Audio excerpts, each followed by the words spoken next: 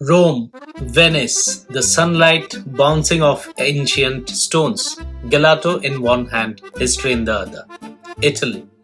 It's not just a place, it's an emotion. It's like someone poured culture, beauty, and chaos into a glass of red wine and said, Salute. Everywhere you turn, it's postcard perfect. But behind the pasta, the paintings, and the piazzas, Italy is slowly collapsing. Let that sink in for a second, because what I'm about to tell you might change the way you see Italy forever. I visited Rome and Venice few years back, both stunning, unforgettable, but also something felt off. The energy on the streets, the conversation I overheard, the boarded up shops, just two streets behind the Colosseum. There's a strange contradiction at the heart of Italy, a country so rich in the past yet uncertain about its future. Italy has given the world so much art, architecture, the Renaissance, Ferrari, pizza, the very idea of Europe. And yet today it's one of the weakest links in the European Union. The economy is stagnant, youth unemployment is brutal. The political system is, well, I'll get to that. In this video, we are going to peel back the romantic filter. Let's start with what Italy does best, selling the dream. Italy welcomes over 65 million tourists every year. That's more than its entire population. Tourism alone brings in over $50 billion USD annually. That's more than the entire GDP of countries like Croatia or Luxembourg. You could argue tourism is Italy's most successful industry. But here is the uncomfortable truth. Tourism is also what's holding Italy back. When a country leans too heavily on its past for income, it starts forgetting how to build the future. Let me explain. Italy is a master of nostalgia economics. It doesn't just sell food or fashion or landscapes. It sells a feeling, a mood, a memory people haven't even lived yet. But here's the issue. Tourism, while glamorous, doesn't scale like innovation. You can't automate it, you can't export it, you can't patent a view of the Colosseum. Over 13% of Italy's economy comes directly from tourism. And in regions like Veneto, where Venice sits, it's even more. That sounds like a strength until you zoom out. Tourism has turned cities like Venice into playgrounds for outsiders, but increasingly unlivable for locals. When I was in Venice, it hit me hard. I walked 5 minutes away from the tourist path and it was empty, quiet, almost ghost-like. Beautiful, yes, but also hollow. It felt like a city haunted by its own fame. And this isn't just a Venice problem, it's happening in Rome, Florence, the Amalfi Coast. Italy's cultural treasures are so valuable that they have become a trap. Let's compare it to Germany for a second. Germany doesn't have the Colosseum or the Sistine Chapel, but it's built a modern economy around engineering, exports, and efficiency. Italy, it's built around food, fashion. Beautiful things, but fragile things. Now don't get me wrong, Italy has giants, Ferrari, Luxottica, Gucci, Fiat, Pirelli is the second largest manufacturer in Europe after Germany. But the innovation pipeline is dying up. Italy ranks 25th in the EU in terms of digital competitiveness. It has one of the lowest R&D investments in the developed world and fewer patents filed than countries half its size. So why is this happening? One word, stagnation. Italy hasn't really grown economically in over 2 decades. From 2000 to 2020, Italy's new GDP per capita barely moved. It's not just slow growth, it's a full-on pause. Young Italians are among the least optimistic in Europe. Unemployment for people under 25 has hovered between 20 to 35% for years. Entire generations have been forced to move abroad to Germany, the UK, Canada, or the US just to find stability. Let me say it plainly. Italy has become a museum. Beautiful to visit, hard to live in. And when a country's best export is its young people, it's a warning sign. But economic stagnation is only half the story because the real cracks in Italy's foundation, they are geopolitical. To understand Italy's political position, you have to go back in time to the debt crisis of the 2010s. Italy has the third largest economy in the Europe after Germany and France, but it also has one of the highest public debts in the world, over 140% of GDP. And for years, that debt has been a ticking time bomb. Now you might think, so what? The US has debt too. True, but the difference is Italy can't print its own currency. It's stuck inside the Eurozone. That means if investors ever lose confidence in Italy's ability to repay, it can't just devalue or inflate its way out. It's trapped. The European Central Bank has been propping up Italy with bond purchases for years because if Italy fails, it could trigger a chain reaction across the continent. Think Euro 2.0 crisis.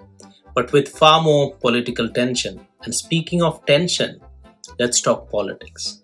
Because Italy has had more governments in the past 80 years than most countries have had in 2 centuries. No, seriously, over 70 governments since World War II. Recently, Giorgia Meloni, Italy's first prime minister, female prime minister, came to power. She leads a party with post-fascist roots but presents herself as pro-NATO, pro-EU and economically pragmatic. That's the paradox of modern Italy. But Meloni has inherited a broken system and pressure from both Brussels and Beijing. Yes, Beijing. Italy was the first major Western nation to sign on to China's Belt and Road Initiative, a move that shocked its EU and NATO allies. Because the Belt and Road isn't just about infrastructure, it's about influence. China has been investing in Italy's ports, supply chains, and telecom infrastructure. And Italy, desperate for investment, opened its door. But that door may have let in more than just money. When Italy joined China's Belt and Road Initiative back in 2019, it sent shockwaves through Brussels and Washington. Why would a founding EU member, a NATO ally, sign up for China's grand geopolitical infrastructure vision? The answer was desperation. Italy needed investment, China had cash, and promises of development in ports like Trieste and Genoa. However, most of those investments never really materialized, and now Italy is backing out of the deal. But the damage, you see, was already done. Italy had revealed something it didn't mean to, how vulnerable it has become on the global stage. Once a titan of empire, now a soft target in the geopolitical chess game between China, the EU, and the US.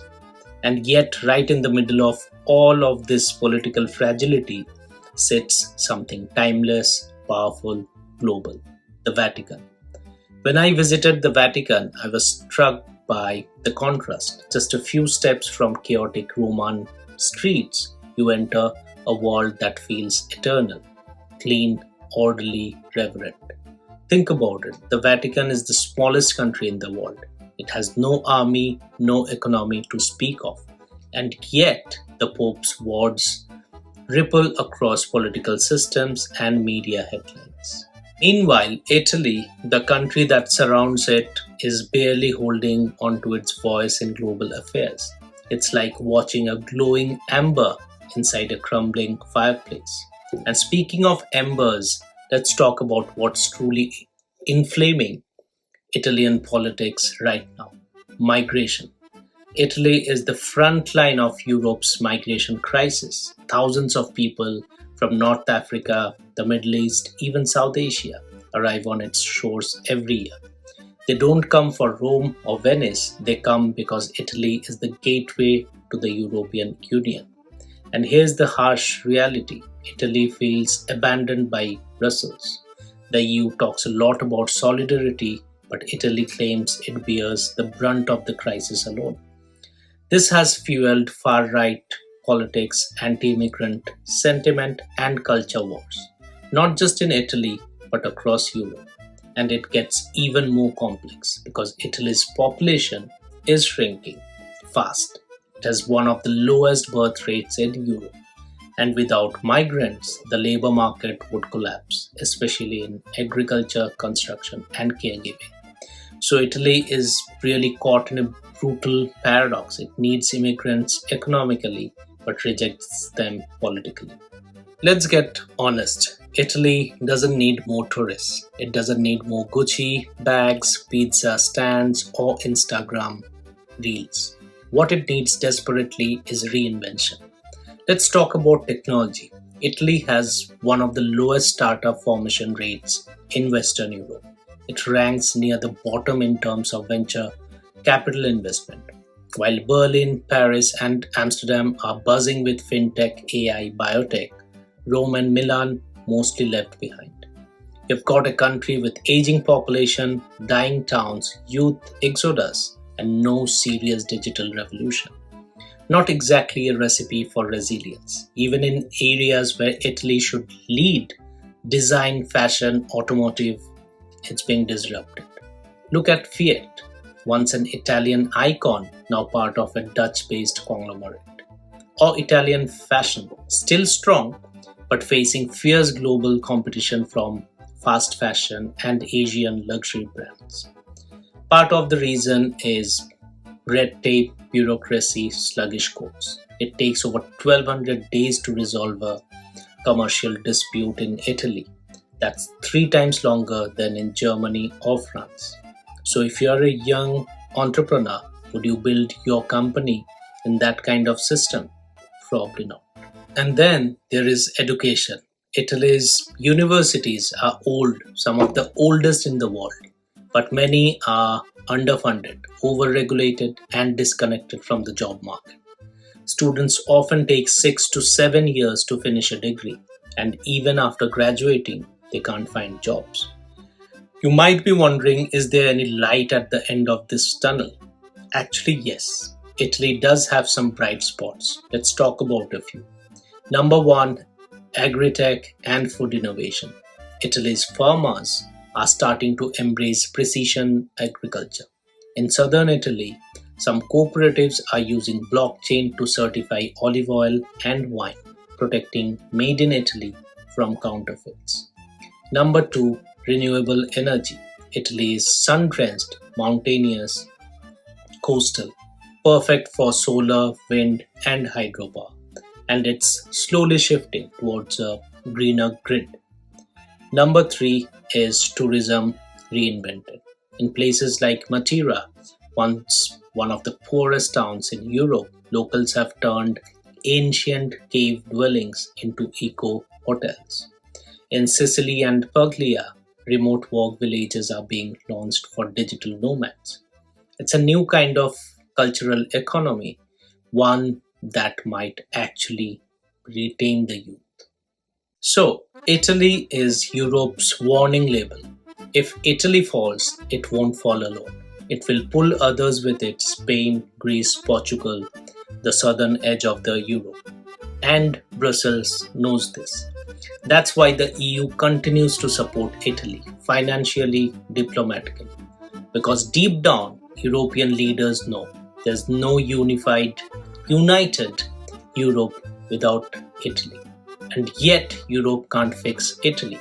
Only Italy can, only its people can. When I walked through Rome, I felt like I was standing in a living museum. And then there was Venice, floating, fragile, fading. It felt like a metaphor, a masterpiece slowly sinking. And the Vatican, that surreal moment where faith, art, and silence meet. So, what now? Where does Italy go from here? I don't know what Italy will become, but I know one thing: if there's any country that deserves a second renaissance, it's this one. Thank you for watching. If you like this video, please like, share, and subscribe. Drop your thoughts in the comments. Have you been to Italy? What did you see that I didn't? And if you are from Italy, What future do you see for your country? Let's talk.